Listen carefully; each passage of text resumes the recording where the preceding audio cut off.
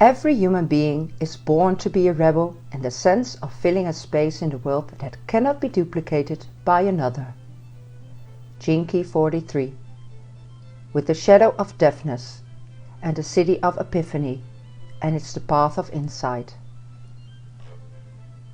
I worried a lot as a kid. My mind spun with speculations about the bad things that could happen and how I could avoid them. My more sturdy brothers teased me for being such an emotional wimp. At school I was called the brain. I felt different and weird and wanted so badly to fit in, to feel secure and be successful. Ironically, my ability to anticipate problems made me a great programmer. No one could find and fix bugs like I could. Suddenly it was cool to be a nerd. As a young man, I had wealth and independence. Thrilled I could finally compete with my brothers, I dominated the conversation during family visits, talking endlessly about my successes at work. Deaf to their contributions, I showed off my latest gadgets, gave unasked for technology advice, and blurred out inappropriate comments about how big my abs were after hiring a personal trainer. I was too busy winning their approval to notice what a pain I was or how deeply I envied their relationships. Then I'd go home and pull out my feel-good technology. I played video games, watched TV, and surfed multiple dating sites at the same time. Obsessed with freeing up my time to be more productive, I learned to operate my stereo, TV, computer, car, solar panels and sauna from my phone. But instead of freeing up my time, technology swallowed it whole. The harder I worked to streamline my life, the more complicated it became. I couldn't stop the noise. That's when I had a breakthrough insight. Nothing I did, used or accumulated would ever make me feel more comfortable in my own skin or like I truly belonged in this world.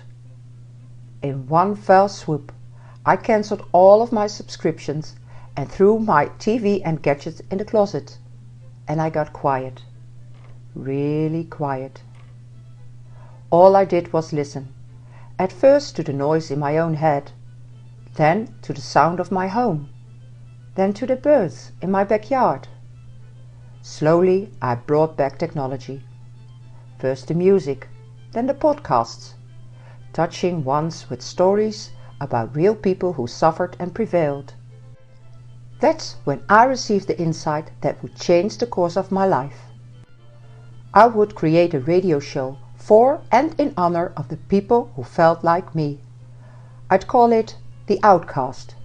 That was just the beginning. My gift to you. I am here to invite out the rebel in you, the poet, the lover, the mad scientist, the revolutionary. There is something only you can do, something your entire life has prepared you for. It is time to take a risk, to shake up a system. You make waves. That's okay. Whatever you do, stop listening to the status quo. This is not about venting or blaming. This is about being creative and being open to love. You don't have to know where exactly you're headed or why in order to trust your inner voice. As you courageously forge a new pathway, don't be surprised if your timing gets better and the breakthrough insights come your way. Dare to be who you are, and you will ignite the creative rebel in others wherever you go.